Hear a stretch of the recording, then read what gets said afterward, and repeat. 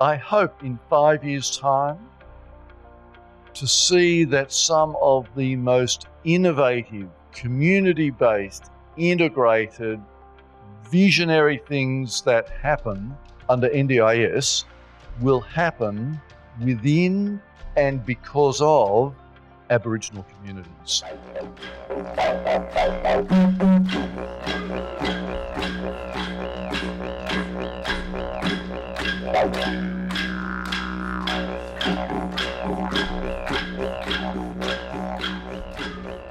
Good morning, we're here at Cooinda Waters and today we're going to be yarning about the NDIS. What does yarning about the NDIS mean to you? Knowing that this community and the NDIS has just been rolled out on the Central Coast, it was a much needed conference to be had to inform community about what the NDIS is all about, how it's going to benefit the community and how is it going to work for you as an individual person with a disability. The National Disability Insurance Scheme was launched as a trial in the Hunter in July 2013 and became available in the Central Coast on the 1st of July 2016. The introduction of the NDIS represents a huge and unprecedented change to the way services are funded and delivered to individuals with disability as well as their families right across Australia. The NDIS gives individuals and families more control, much more control over what supports they receive and who provides them and how they are provided. I'm proud to say that ADIC, Ageing, Disability and Home Care, have supported Aboriginal people with disability and their families and carers to prepare for this transition through the delivery of the Aboriginal NDIS readiness gatherings across the state. These gatherings provide opportunities for Aboriginal communities to learn about the NDIS, to ask questions, make connections, share information and to share stories about how to access the different supports and services that there are right across the state. Yes, yes, yes, yes. Hi, Andy Saunders here. Tonight we're here at the dinner, the celebration dinner for the Getting Ready for NDIS Aboriginal Gathering.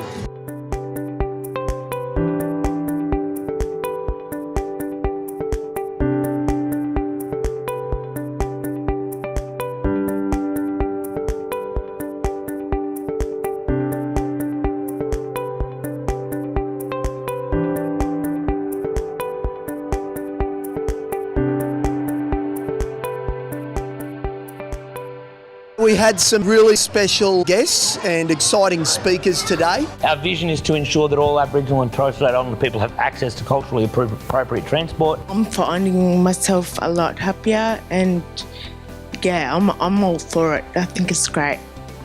That funding means that you're a consumer under Australian consumer law. I'm here basically to talk about my experiences as basically getting my son some disability supports through this new scheme. Without the NDIS, I could not have got her out the door. People already getting support can now get the level of support they need, not just what was available under the old system. I'm happy at the way that it's rolling out now and the system that's in place. There's 140,000 people that need to be brought into the scheme. We come up with a book called The Proper Way Planning Book. Working very hard to try and make it culturally right for all you mob that come through. We had a Q&A session later on in the afternoon. People had the opportunity to engage in sessions where they could share their experience, their knowledge, as well as hear from experts in the industry and service providers.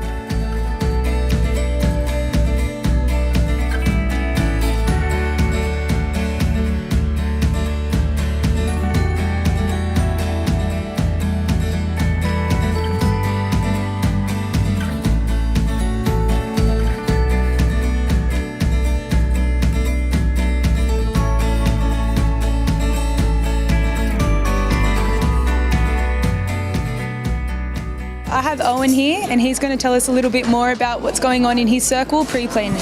Yeah, look, we're talking all things pre-planning today, so from your journey from the start about coming into the scheme and what our role is as local area coordinators with St Vincent's de Paul Society, put you into the right linkages and the right services. We're building your capacity around NDIS and giving you the not only information but the correct information on making your journey a safe journey for NDIS, but being culturally appropriate as well and culturally friendly.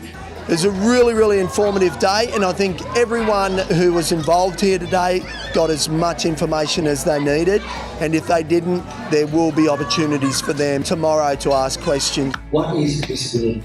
Are we able to brokerage those services out and stop the unscrupulous providers from taking the money and not doing what they're paid for?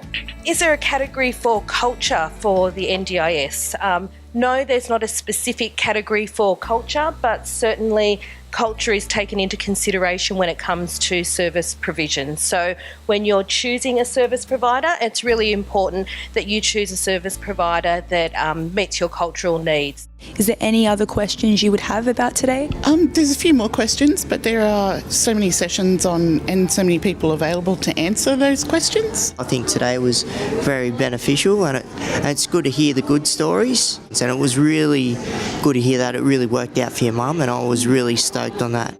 Really good to see communities coming together and then actually talking about like something important like the NDIS. The strength and sense of community in Aboriginal communities is so strong, so deep and so ancient, but is also so vibrant that the capacity that Aboriginal people will bring to the NDIS will itself also be transformative. And that Aboriginal communities engaging with the NDIS will be able to set examples and benchmarks and ways forward for the whole Australian community as Australia engages with the NDIS.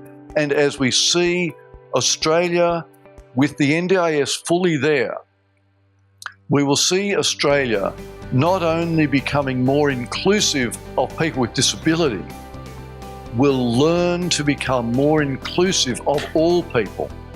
Over the last 2 days, we've learnt so much here at the NDIS meeting. I find that there's been so much positive feedback, as well as a lot of informative discussions. I feel as though not everybody has had the same experience as my mum had moving into the NDIS, but I really hope the outcome they all have is what they all deserve, and that's happiness. We will see extraordinary things,